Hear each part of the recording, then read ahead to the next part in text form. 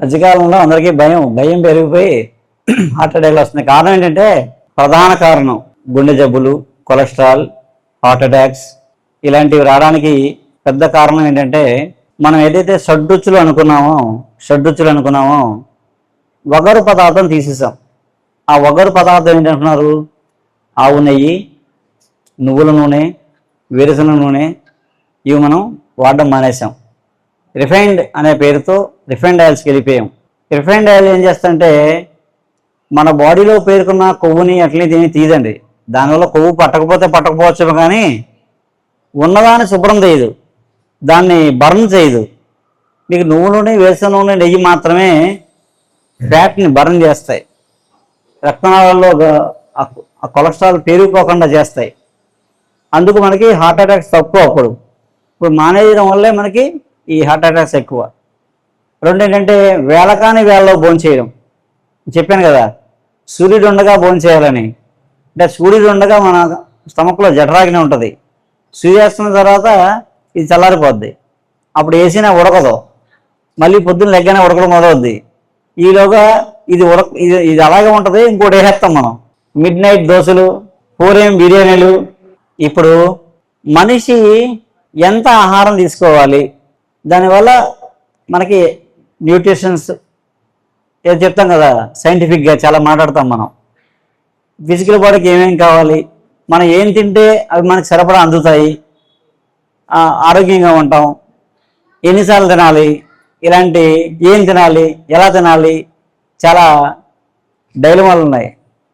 ఈ మధ్యకాలంలో బాగా పెరిగిపోయాయి. తినమని ఒకరు అంటారు, తినొద్దని ఒకరు అంటారు. వీళ్ళ మాటలో మనం డైలమాలో ఉంటాం. కానీ మన పూర్వీకులు ఏం చేశారో అది పట్టించుకోము. వీళ్ళిద్దరూ చెప్పింది మన పూర్వీకులు చేశారా లేదా అని ఆలోచిస్తే సమాధానం దొరుకుతుంది. ఇప్పుడు మామూలుగా మనిషికి ఎంత ఆహారం కావాలనేది ఎలా ఉంటుంది తెలుసా అండి? మీరు మీకోసం పనిచేస్తున్నారు అనుకోండి, మీకోసం, మీ కుటుంబం కోసం పనిచేస్తున్నారు అనుకోండి, లెక్క ప్రకారం తీసుకోవాలి, అన్నీ సమృద్ధిగా తీసుకోవాలి. మీరు మీకోసం పని చేసుకుంటూ సొసైటీ కోసం పనిచేస్తున్నారు అనుకోండి, ఫుడ్ పని లేదు, ఫుడ్తో పనే లేదు. మామూలుగా ఏం చెప్తాం? ఒకసారి తింటే యోగి, 2 సార్లు తింటే భోగి, 3 సార్లు తింటే రోగి అని చెప్తారు. అర్థమైందండి?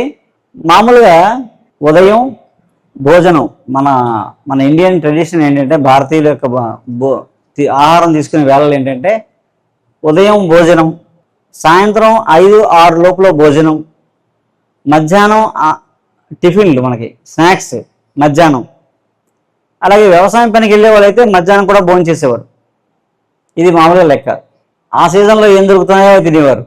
మనం ఏం చేసామంటే ఈ భోజనం టైం మార్చేసాం.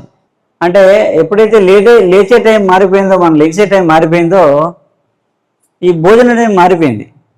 పూర్వం తెల్లవారుజామున లేచేవాళ్ళం కాబట్టి చక్కగా వంట చేసేసుకునే వాళ్ళం, అందరూ కలిసి వంట చేసుకుని భోజనం చేసి వెళ్ళిపోయేవాళ్ళం. మధ్యాహ్నం మంచి స్నాక్స్ ఖాళీ టైం ఉండేది, స్నాక్స్ చేసి తినేవాళ్ళం. సాయంత్రం 5 గంటల భోజనం పెట్టేసి తినేసి పడుకునేవాళ్ళం కవర్లు చెప్పుకొని. ఎప్పుడైతే లేచే టైం మారిపోయిందో, మనం వండుకునేంత టైం మనకు లేదు. అప్పుడు మనం బ్రేక్ఫాస్ట్కి వచ్చాం, టిఫిన్లకు వచ్చేసాం. మధ్యాహ్నం తినాల్సిందేమో పొద్దున్న తింటున్నాం. ఇప్పుడు రోజుకి ఎన్నిసార్లు తింటున్నాం అయ్యా అంటే, పొద్దున్న టిఫిన్ చేస్తాం, మధ్యాహ్నం భోజనం చేస్తాం, ఈవినింగ్ స్నాక్స్, నైట్ డిన్నర్. ఈ మధ్యలో నేను చెప్పాను కదా, మొహమాటానికి ఎవరో పిలిచారనుకోండి, మొహమాటానికి ఎవరింటికి వెళ్ళామనుకోండి, అక్కడ ఇస్తే అది వేస్తాం. అందుకేంటంటే మనం కాస్తో కోస్తో మనం నేచర్కి దగ్గరగా ఉన్నాం కాబట్టి ఈ విషయాల మీద మనం ఇంతసేపు కూర్చోగలిగాం. ఓకేనండి? అంటే నేను చెప్పే ఏంటంటే, ఒక మంచి సర్వీస్లో ఉన్నాం అనుకోండి, మనం చేసుకుంటూ, మన కోసం, మన ఫ్యామిలీ కోసం మనం చేసుకుంటూ, కాస్త టైం మనం సొసైటీకి ఉపయోగిస్తున్నాం అనుకోండి, అసలు ఫుడ్తో పని లేదు. ఫుడ్ జస్ట్ మీడియేటర్ మాత్రమే. ఎనర్జీ ఎప్పుడు సోల్లో ఉంటుంది. సో ఫుడ్ మనం ఫిజికల్గా ఉన్నాం కాబట్టి, ఫిజికల్ ప్లేన్లో ఉన్నాం కాబట్టి మనకు ఫుడ్ కావాలంట. ఫుడ్ మీడియేటర్గా పనిచేసి ఆ ఎనర్జీని మనం తీసుకొస్తుంది.